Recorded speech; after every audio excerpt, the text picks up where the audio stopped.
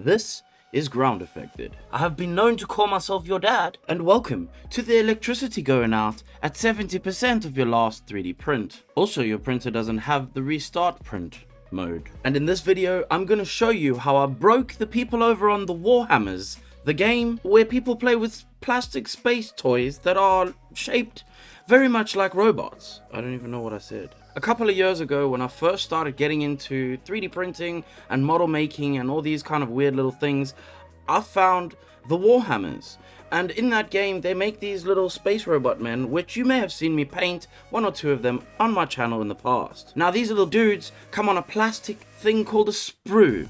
That sprue is how they mold this thing. Basically, what happens is they have a mold, they inject plastic into that mold, and the sprue is the channels of which the plastic runs around to get into the model, and it's very complicated. This is not a channel teaching you how to make plastic model sprues. It is a channel about how I paint and 3D print things. I didn't 3D print anything this time, but I did paint something that made all the Warhammers people very upset. The comment that I got most when I posted my photo of painting this dude on a sprue was, "What happens if you cut him off?" Well, my dude, I don't know if you can understand this, but I don't have to cut him off. Not everybody needs to cut off their models from the sprue if they're making an art piece. And in this case, I am making an art piece and I'm not going to cut him off the sprue. It has also come to my attention that this is not something new.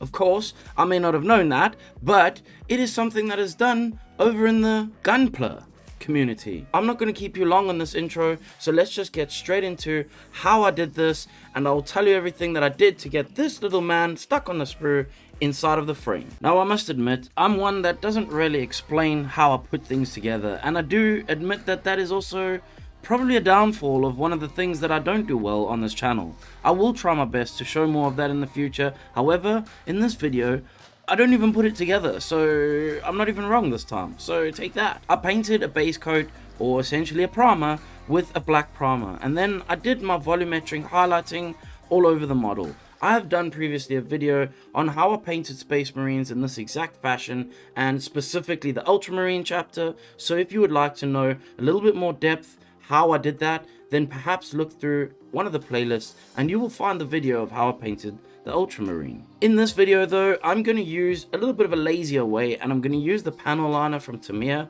It's very similar to an oil wash. It also can be washed off or wiped off with white spirits. Make sure if you are going to do this step, do use a gloss clear coat before you put the oil wash on. This will protect your layer, specifically the ink layer, because inks tend to go on very thin and can very easily be rubbed off. So if you spray a clear coat over the top, you will protect this for when you do the cleanup later on. And for the cleanup, I just used white spirits. This is an artist's white spirits. I don't know what's the difference between artist one and non-artist one, but it says artist, so that would obviously mean that I can do art with it, so I'm gonna do that. Also, I totally did not record any of the spraying of the Talisar blue, so just imagine that you saw me spray that on, and now look at the cool pictures of how it looks when just one coat of that blue goes over. It's quite amazing what a simple technique can do to create so much depth and volume in a piece without you having to actually go in and paint too much. This is such a fast technique. I'm so glad I managed to stumble upon this, and I'm definitely going to be using this throughout my entire army. Hopefully I will refine it a little bit more as I go along, and as I do, I will share whatever information I learn with you guys on the channel. I stuck all the decals onto the model in the places that I wanted them to be. Sometimes I'm not really sure where these things go. I am learning a little bit by little bit. I'm not really an expert on Warhammer. I am an expert in colors, and I do know how to paint things. So if you want to know how to paint things, then this is the channel for you. If you want to know what the Space Marine packs in his backpack for lunch, then you probably want to go to somebody else's channel, because this is not the one for you. I used a little bit of blue mixed into white to do my edge highlights. Slowly but surely I'm finding that my edge highlights, specifically for my Ultramarines, are getting whiter and lighter, and this is for a good reason. In my own specific art style, I have a very vibrant, saturated style, and I usually use a lot of white to highlight areas. I find white is the best way to separate one color from the other. If you've got a lot of contrast, for example a dark black area and a nice bright blue area, if you put a white line between those two, they're going to stand out like a sore thumb, and you can use that to help create depth as well. I really like using white, so if you don't like it, don't use white in your paintings. But if you like what mine looks like, then you can follow what I've done. I found out recently, basically only today, that the color that is marked on their shoulders or around their trimming, that gold that I use, is actually linked to their company colors. So each company has a different color, and this is how you can tell one guy from the other, or one main guy from the other main guy. So technically, if you don't know anything about the Warhammers, just like me, then maybe you want to read a book if you were going to paint your army, or just paint it however you want, and just tell everybody that this is the way it is. This is essentially one of my biggest issues with painting these dudes, is that I want to paint them correctly. I want them to look like they were supposed to look, or the way that they were intended and created to look. Unfortunately, I don't know anything about them. After 2 years of watching loads of lore channels and reading many books, I still don't know anything about them, because I don't think you know this, but you basically need a doctorate in Warhammer to be able to know the first thing about anything of Warhammer. So for me, it's a lot to take in, and I really want to make sure that my army looks good, but I don't know any of the rules, so I'm just trying to learn these things as I go along, and unfortunately I'm probably going to make mistakes, but if I do, you don't need to go in the comments and complain about it. If you do have a problem, then the best thing to do is just follow the instructions at the end of the video.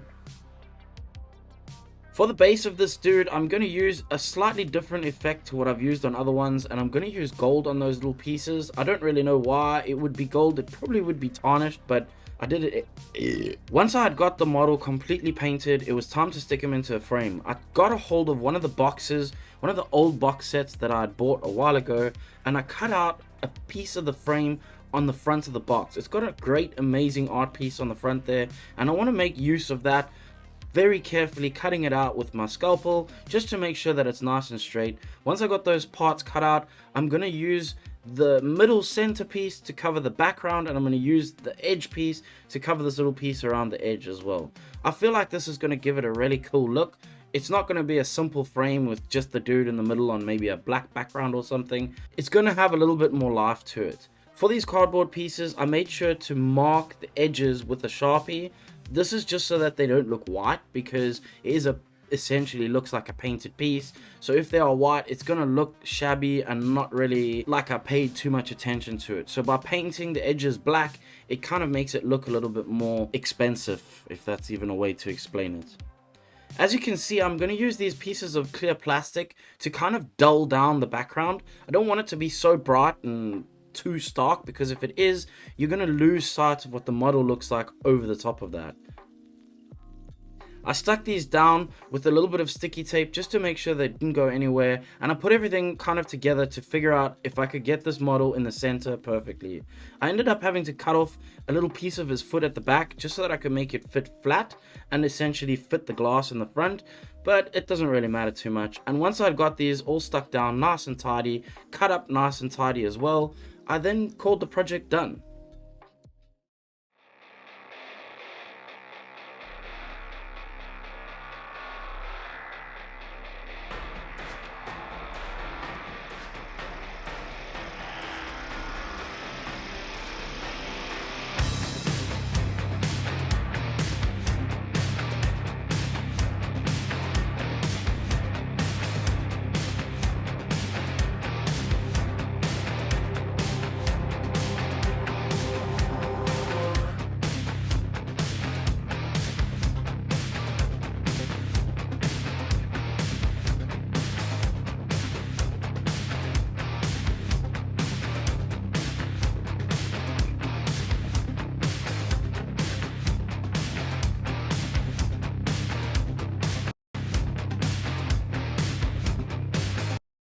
This video was something fun for me to do, and hopefully something fun for you to watch as well. From time to time, I am going to be dabbling a little bit in the Warhammers game, not necessarily the game, but mostly painting the miniatures, because I really do like what they look like. I like how they look once they're painted. I really enjoy building them, contrary to not building them and putting them inside of frames, but I really enjoy building them. I have a massive army.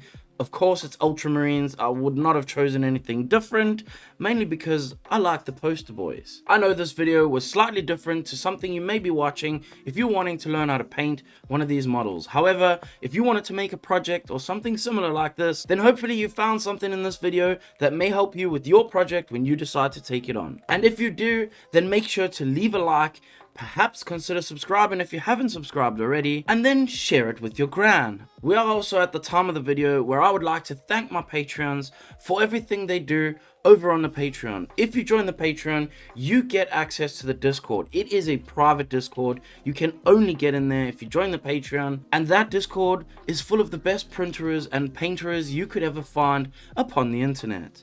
And I'm not joking, you just wait till you see the next Artist of the Month video. So if you needed to have a couple of friends, a group of people who are like-minded and not idiots like they are on Facebook and other social media sites, then perhaps consider looking into the Patreon and joining our Discord. And speaking of, I would like to thank the new Patreon we got this week, Boo Jones. Thank you, dude, so much for keeping these lights blinding my eyeballs. I'm not gonna lie, I added another one, so it's extremely extra blinding this time. Now, of course, if you're not gonna share the video with your gran, you probably didn't like something that you saw in the video, and if that is the case, there is nothing I can do to help you.